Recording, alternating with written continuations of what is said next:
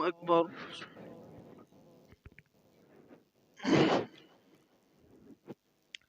الحمد لله رب العالمين الرحمن الرحيم مالك يوم الدين.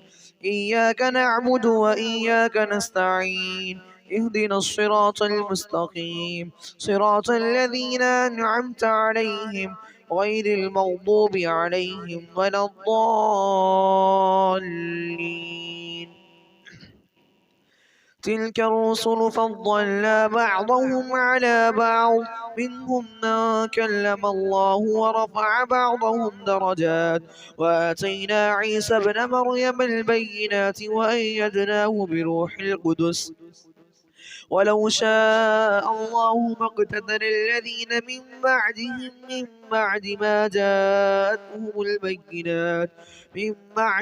جاءتهم البينات ولكن اختلفوا فمنهم من آمن ومنهم من كفر ولو شاء الله ما اقتتلوا ولكن الله يفعل ما يريد.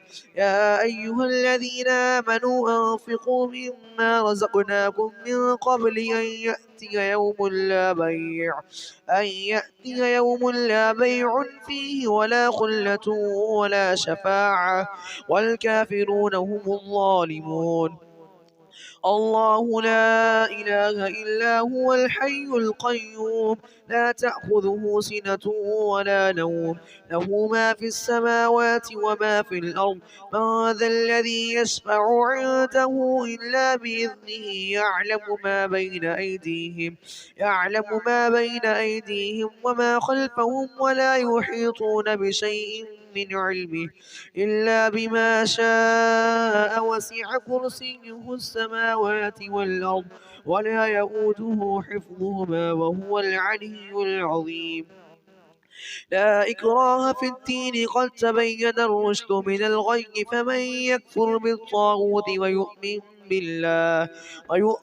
بالله فقد استمسك بالعروة الوثقى لا انفصام لها والله سميع عليم. الله ولي الذين آمنوا يخرجهم من الظلمات إلى النور والذين كفروا أولياؤهم الطاغوت يخرجونهم من النور إلى الظلمات أولئك أصحاب النار هم فيها خالدون.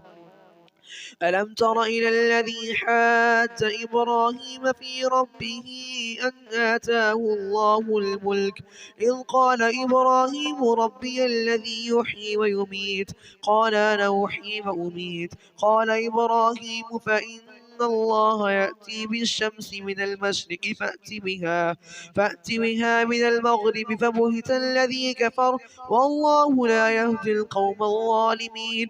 أو كالذي مر على قرية وهي خاوية على عروشها قال أنى يحيي هذه الله بعد موتها فأماته الله 100 عام ثم بعثه قال كم لبثت قال لبثت يوما أو بعض يوم قال بل لبثت 100 عام فانظر إلى طعامك وشرابك لم يتسنه وانظر إلى حمارك ولنجعلك آية للناس وانظر إلى العظام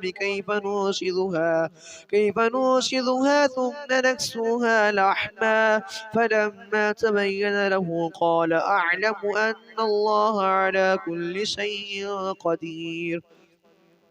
وإذ قال إبراهيم رب أرني كيف تحيي الموتى قال أولم تؤمن قال بلى ولكن ليطمئن قلبي قال فخذ 4 من الطير فصرهن إليك ثم اجعل على كل جبل منهن جزءا ثم ادعهن يأتينك سعيا واعلم أن الله عزيز حكيم.